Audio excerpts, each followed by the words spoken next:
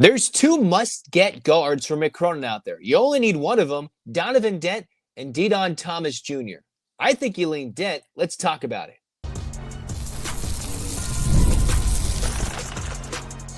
You are Locked On UCLA, your daily podcast on the UCLA Bruins. Part of the Locked On Podcast Network, your team every day.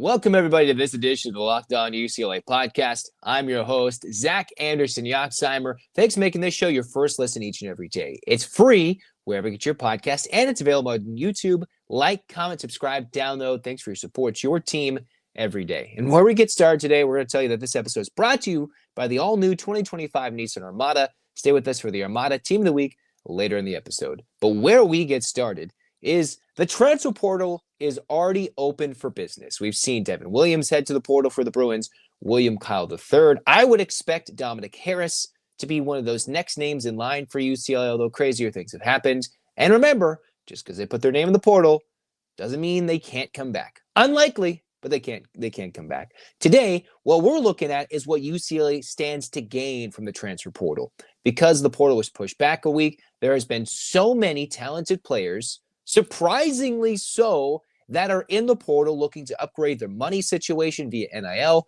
playing situation, or just status, right? Which is going from a Mountain West school to, say, UCLA. Two Mountain West guards are available for UCLA to get, both of which I think they should be in conversation with if they're not already. Let's start with the clear-cut answer in my mind to who UCLA should get. I saw Joe Tipton posted that Donovan Dent is in the transfer portal. The Mountain West Player of the Year, the leader of the New Mexico Lobos, a SoCal kid. He was a junior this year, went to Centennial, would be a perfect addition for UCLA, a team that is desperately in need of a 6'2 guard who can ball out. Now, you got Sky Clark who can shoot it, but UCLA, we saw struggles, right? Trent Perry didn't always get out there. We'll see if he sticks around. Dylan Andrews had his struggles. That is clear to mention. If you get Donovan Dent, you can throw any number of combinations of guys to the bench or have six players when you get the Mountain West Player of the Year. Let's go over Donovan Dent's numbers. He has played in basically every game in his 3-year career as a New Mexico Lobo. In the first season, he averaged 5 points, 34 games, 30 steals, 25 blocks, decent assist numbers, decent rebounding numbers for a guard. Year 2, started every game he played for New Mexico as a sophomore, significantly improved his shooting numbers, and also became a 37% three-point shooter, got to the line, shared the basketball, and was really good. Really good. 53 steals. This year, on a team that won the regular season in the Mountain West, that dominated UCLA in the regular season, he averaged 20 points per game, 49% shooting, 40% from three, made 178 free throws, so he got to the line, 220 assists, turnovers went up, but also his assist numbers went up, 30 blocks, 48 steals. Does everything defensively, share the basketball, shoot the basketball, score the basketball. Against a tournament team, he put up 40 in the regular season. Put up 40 against VCU, okay? Against St. John's, he put up 12 earlier in the year. Against UCLA, put up 17 on 61% shooting, 8 assists. Haters might point out he had 9 turnovers. Okay, that was his worst game of the year, and he still had a 2-to-1 assist-to-turnover ratio. Pretty solid. So he can score, shoot, pass the basketball, and play defense. That is a must-get for Mick Cronin. This is a kid from SoCal. This is where you ask the donors, you ask everybody for the NIL, and it seems like, hey, this guy's out in our backyard. Must get. Option number 1 for UCLA in the portal. I know the 2 players that left were bigs, but if you want to go upgrade your roster as opposed to replacing, you go get Donovan Dent. You get this kid. He is a 1-year rental. All right, so notice that. But what does UCLA have? You're expected to have Sky Clark for one last year, Tyler Bilodeau. You would have a year or 2 left of Sebastian Mack, of Eric Daly Jr., hopefully a Mata. So you got a team that is trending towards significant contender territory next season. All right. I was hoping with all the hype placed on this team, with all the transfers coming in, there was significant improvement from the team that missed the tournament. There was from year to year. Just not enough to go out and beat Tennessee. Not enough to go win a Big Ten title. But if you bring in a guy like Dent, absolute must get, okay? Now, Dedan Thomas from UNLV, a sophomore guard hailing from his native Las Vegas, went to UNLV, was a 2-year player as a running Rebel, led his team in scoring as a freshman and assists and three-point field goal. Started every game as a Mountain West co-freshman of the year. So this is another guy, 6'1" guard, in his sophomore season, went out, averaged 15 a game, shot 35% from three, got to the free throw line, decent rebounder, not as solid of a passer as you might think for compared to Donovan Dent, but still 100-plus assists, only 49 turnovers. So not a turnover machine, will look to score. In the majority of his games he played, scored more than 10-plus points. Only 3 games this year did Thomas Jr.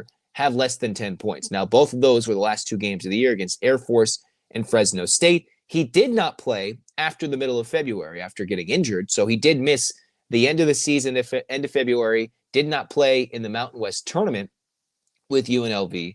But looking at his numbers over the course of 60 games in his career, averages close to 5 assists per game.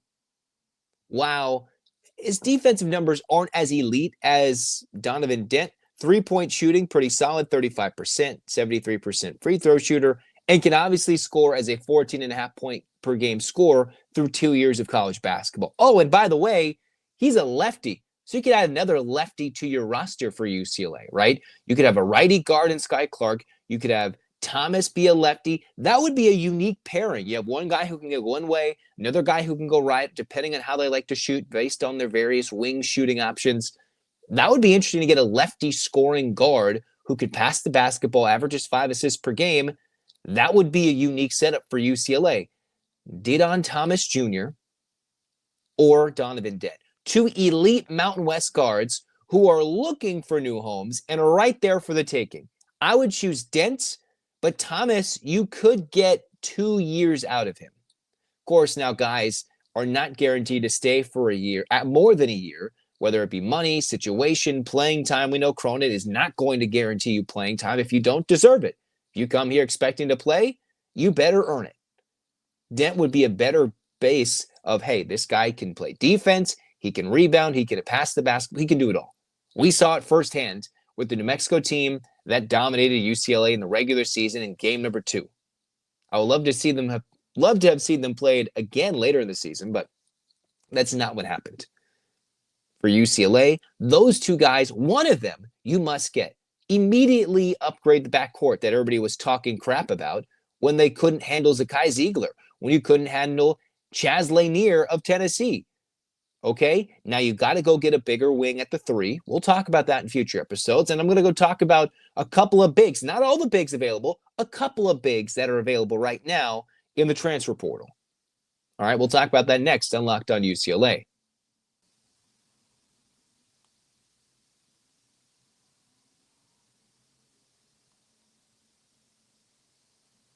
The Armada Team of the Week is brought to you by our friends at Nissan and the all-new 2025 Nissan Armada. Each week, our locked-on college basketball experts, they're picking one team that stands apart. From top-seeded stars to unexpected upsets, these guys showcase the strength and sheer power needed to push their team forward. This week's Armada and clear-cut Team of the Week is the Arkansas Razorbacks. Despite losing their first 5 SEC games, Coach Cal's Hogs fought their way through the most rugged conference in college basketball, not only to make the NCAA tournament, but knock off the back-to-back national champion Hall of Fame coaches en route to the Sweet 16. And, hey, think about that. In back-to-back wins, they accomplished all that without their second leading scorer, Boogie Flay, for the most of SEC play, without scorer and rebounder Adu Thero so far in the NCAA tournament. When it comes to Nissan Armada, they say go forth and conquer, and that's exactly what the Arkansas Razorbacks have done here. It's clear that their Team of the Week is ready to conquer the road ahead with confidence, just like you can in the all-new Nissan Armada or any of the Nissan's outstanding vehicles. Take the Nissan Armada, Rogue, or Pathfinder, and go find your next big adventure. Shop NissanUSA.com.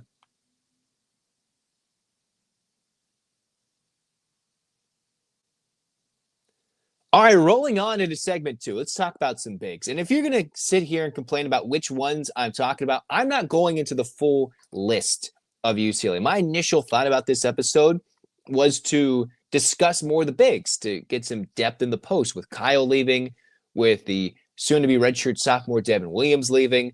But then Donovan Dent was in the portal, and that's where I had most of my focus go. Today, let's talk about some big names in the portal. Of course, one of the top-rated centers in all of college basketball is Owen Freeman from Iowa, a freshman from the state of Illinois, 6'10", found himself as a Big Ten Freshman of the Year, Big Ten Co-Freshman of the Year in 2023, and then got hurt in his sophomore year. So he played 1 year with Iowa, then was a little bit banged up in this last season. Let's go over Owen Freeman's numbers, okay? Owen Freeman, his last game was in late January, okay? So in his second year as an Iowa Hawkeye, after starting the majority of the game for the Hawkeyes in year one, where he averaged close to 10 points per game, this year stepped it up to 16 points per game, got 6 rebounds per game, and was decent defensively. His numbers would have worked up closer to his freshman numbers if he played a full season. Now, UCLA was able to take advantage of the Iowa Hawkeye bigs, but if you get 2 guys out there, right? This is a guy who averaged he had 11 points in 21 minutes versus UCLA, went 3 of 3, got some rebounds.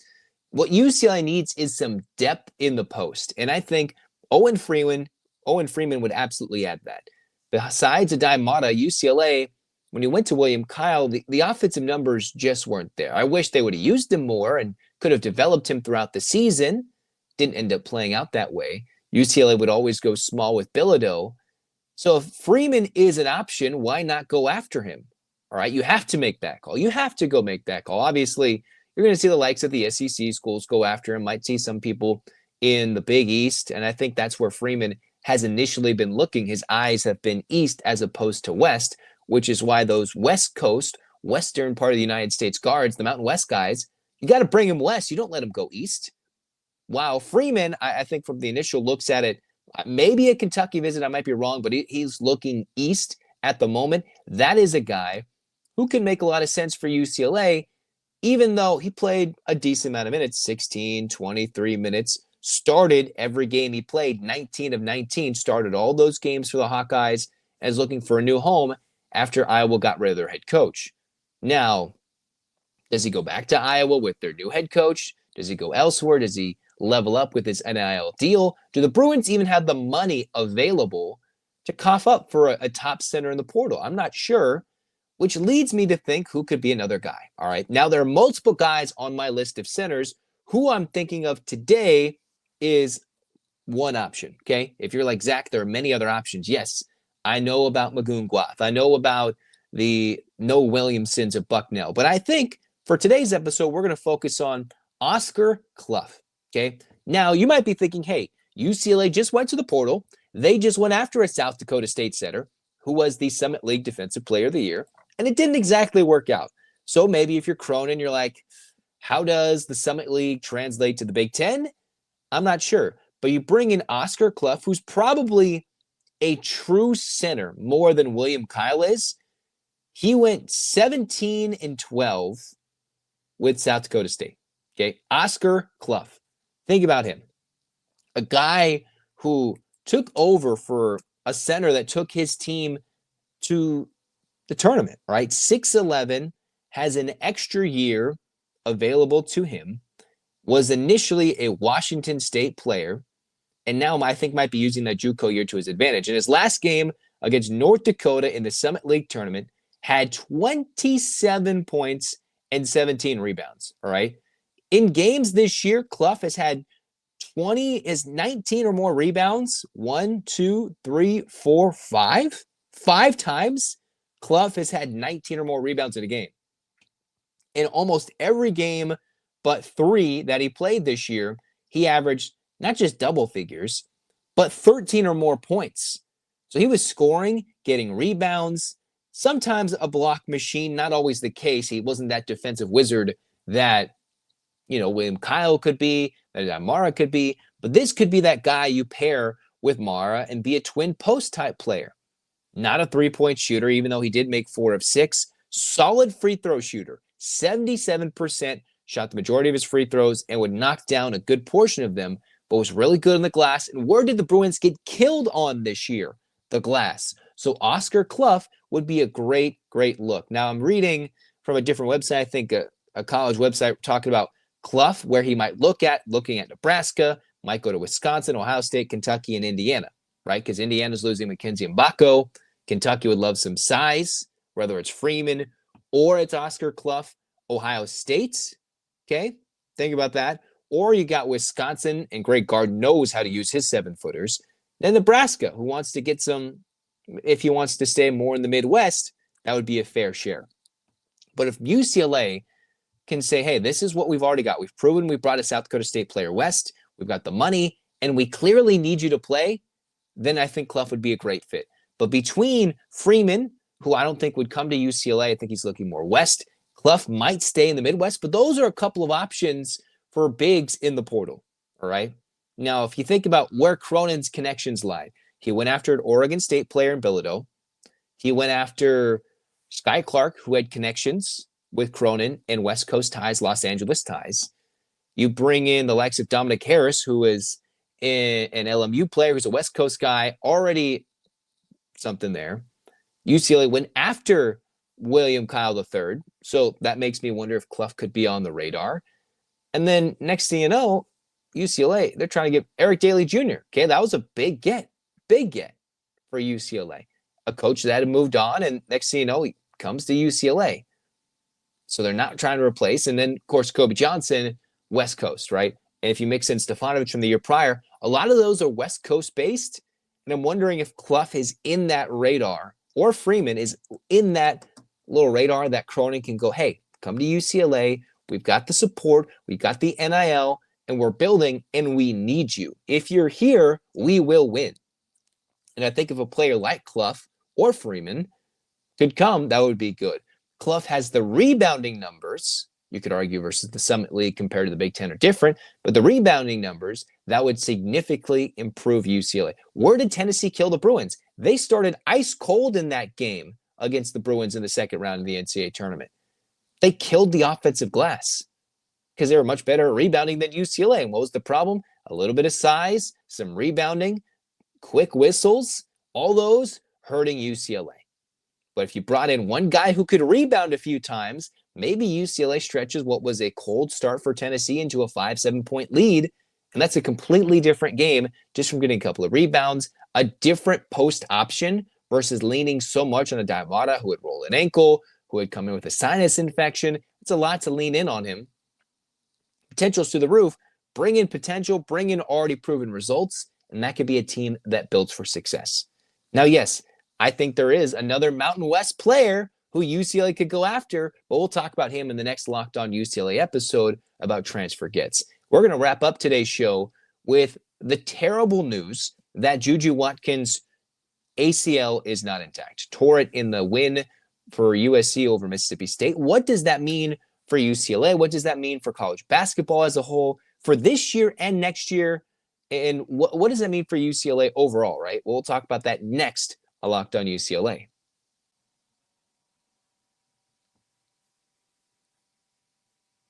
Get the supplies you need from the site made for the skilled trades, Supply House. Whether you're in plumbing, HVAC, electrical work, Supply House is the reliable way to order products online. Their easy-to-use website is packed with helpful resources and the latest product info to help get the job done right. And got a complete inventory for over 200,000 parts from over 400-plus top brands. You'll find exactly what you need delivered fast from coast to coast. You need help with an order, Supply House has experts that can help you with industry-leading service. You'll always talk to a real person. And say you're a trade pro and you're looking for that extra edge, there's a free Trade Master program with exclusive perks like a dedicated phone line, free shipping, and discounts on every order. Thousands of skilled professionals have already taken advantage of this. It's your turn now. If you want to join this Trade Master program today, go to supplyhouse.com/TM and start ordering your plumbing, HVAC, electrical supplies with just a few clicks. Plus, the promo code is SH and the number 5 for 5% off your first order. That's supplyhouse.com.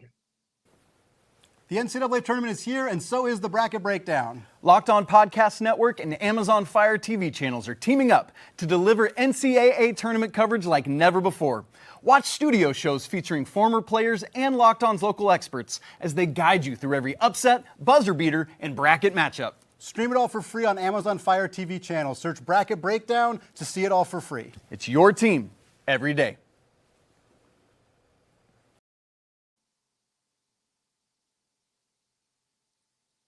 All right, wrapping up this show with what has been, a crazy March Madness. So there wasn't many upsets on the men's side, and there wasn't any on the women's side. But the biggest news so far of the tournament for either side has been the devastating injury to Juju Watkins. She tore ACL, and that means obviously she's out for this year and a significant portion of next year. And you never want to see your biggest rival, the best player in the sport right now, go down with injury like that, right? It's been absolutely brutal. And if you think about the last couple of stars, right?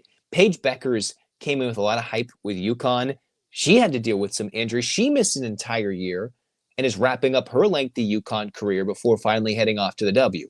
Now, Juju Watkins, unfortunately, as the torch is about to be passed, right? If you were watching that UConn broadcast, Paige Beckers' last game at home, and then it's like, oh, Gino Auriemma is like, oh, yeah, go watch Juju. And then 5 minutes in, Juju suffers a similar injury at the same point like Paige Beckers' career was, when she was about to take off and break records, all right? Caitlin Clark burst onto the scene, was obviously really good, one of the best players ever. But if you talk about hyped superstars coming in, Juju and Paige Beckers, right? Elite. And of course, I've talked about Lauren Betts so many times on this podcast. So I think it's a disservice to say, oh my goodness, where does the tournament go without a star? Well, you're forgetting about Paige Beckers. Now, South Carolina doesn't have that player-like star in my mind, but Dawn Staley, if she's recording commercials about how her team's disrespected, she's a star in her own right. Not necessarily playing on the court, but she's certainly a star. The players for Notre Dame, between Hidalgo, you mix in Miles, I think NC State's couple of guards are really good. You mix in Flaujae, who's making a lot of rap singles, a lot of commercials. How is she not a star, all right? And Anissa Morrow. And let's not forget, of course, Lauren Betts, who is one of the most dominant players in the country with a 30-14 performance to lead the Bruins to a victory over Richmond. So it's a disservice to say, where's the tournament going to go? It absolutely sucks. It absolutely does. I wish USC would have had their full strength to go take on their Sweet 16 matchup, to maybe take on probably UConn as it would have been, and maybe face UCLA in round 4 of this year's rivalry. But in a weird way, I'm trying to put this in the right way, I'm happy that UCLA was able to beat USC at full strength in the Big Ten tournament this year, because USC got UCLA a couple times in a row, dating back to last season, in the regular season, the Pac-12 tournament, and then you got to the Big Ten tournament. And it felt like there's a lot of emotion released when UCLA did beat Juju and USC when they're at full strength, right? After a third game in 3 days, to beat your rival, to win a tournament title, both teams split shares of Big Ten crowns, whether it was the regular season or the tournament. It was battles this year between the Lauren Betts, the Jujus, and I'm glad we were able to see both teams get one. Of course, USC got a couple of wins this year. We saw Juju blocking shots from Lauren Betts when the game was on the line, and she single-handedly took USC to a win over the Bruins in the Galen Center. And then Lauren Betts brought the Bruins back in the Big Ten Tournament Championship game in Indianapolis. So I'm glad that both teams, we at least got 3 battles, each team winning at least one, and the Bruins beat them at full strength, right?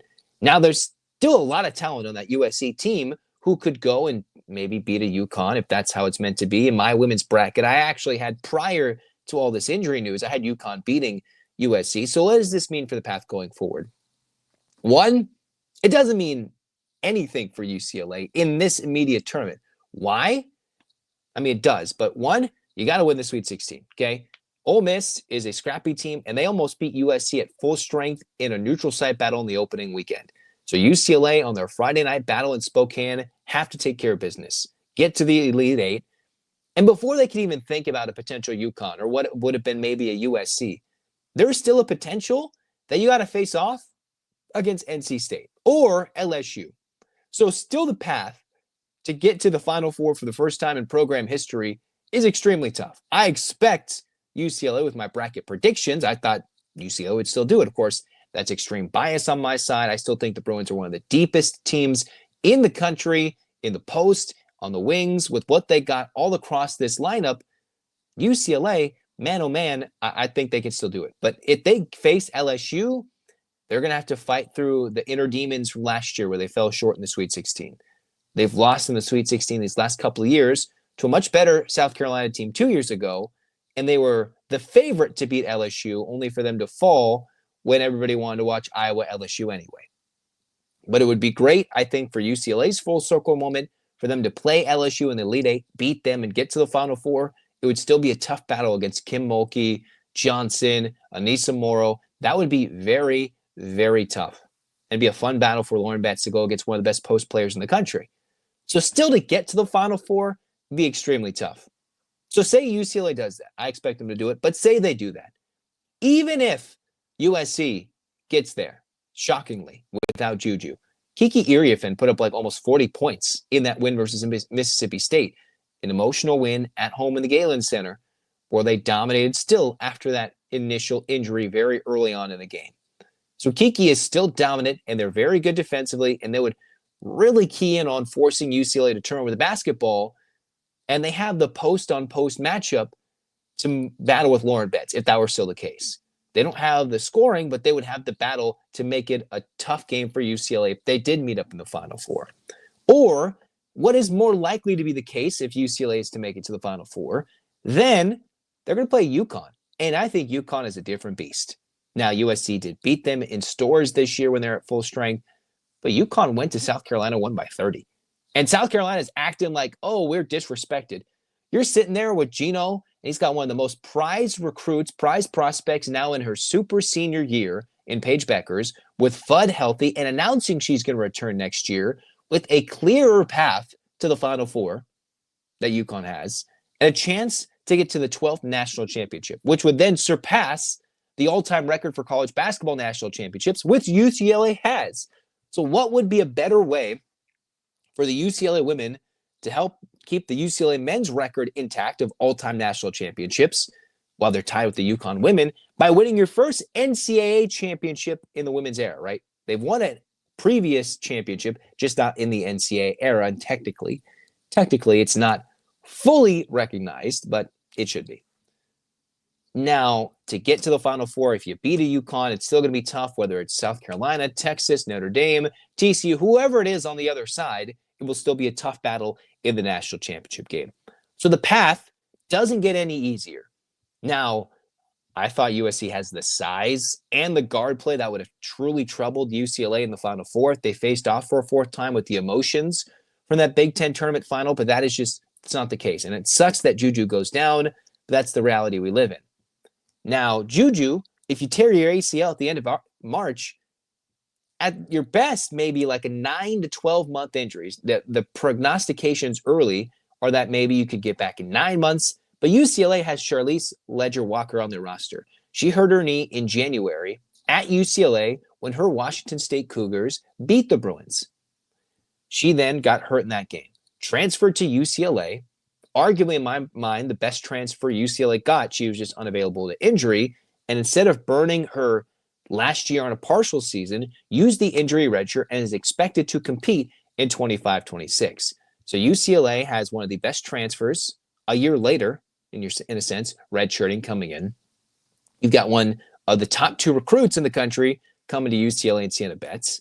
You've got everybody returning with experience, skill, and confidence. And now the other best team in the Big Ten is going to be without their best player for 7 to 8 months. At best case, maybe January is when Juju could return, if that's what she does, if she wants to rush back from injury in the college basketball season in 25-26. So if UCLA is able to run through something this year, and Juju is still hurt, they are the clear favorites until Juju returns. And of course, USC will go into the portal and they'll do a bunch of things. But you expect a player like Juju to be there 3-4 seasons, putting up big numbers. And I think she probably, from what I was reading, can't go to the draft until 2027. So she would still have to go rehab, get healthy, and then play maybe one more year. But Lauren Betts, Kiki Rice, London Jones, all these super juniors into seniors are going to be extreme favorites next year, right? Because if you have gone and beaten South Carolina, you've beaten UConn with one of their superstar recruits in Paige Beckers now in her senior year, You go and beat all these other teams. UCLA, who I'm already thinking would be the clear-cut favorite, if you win this year with what you're bringing in, what is returning after injury, the Bruins are the clear-cut favorite for next year. And we would wish the best for Juju to get healthy, because that would be a fun wrinkle for her to come back and dominate in the last couple of months of next year. Or she redshirts and doesn't burn it, but we know as soon as she's healthy and ready, she's going pro. That is clear. Okay, she's a superstar waiting. It sucks that she just won't break any records that she could have broken, because she was well on her way to breaking some Caitlin Clark records. That just does not seem like the case right now. So we wish her the best. Hopefully her injury gets healed. But let's not forget about the stars on the UCLA roster, right? Kiki Rice was one of the focus points of the documentary that they initially released about women's college basketball point guard stars. Lauren Betts had her own story of her own struggle get released by ESPN of what she's dealt with for her entire life just to reach this point. So it's not like Lauren Betts hasn't had her own struggles and adversity to deal with. I would encourage you to read it about what she dealt like transitioning from moving from overseas back into the United States, being taller than everybody, how to grow and confidently into her own, and then become the player she is today, a vocal leader who is dominant on and off the court. Okay? So it's not like the Bruins haven't had their own adversity to deal with. Go read that story. Unfortunately, Juju and USC have to deal with their own, but Lauren Betts has had her own, and her story should be told. And I think you should go read that story. Type in Lauren Betts, you'll see it. It was a story posted just in the last week prior to the NCAA tournament, first or second round on the women's side. And she's come back, and I would love to see her be successful and win a national title.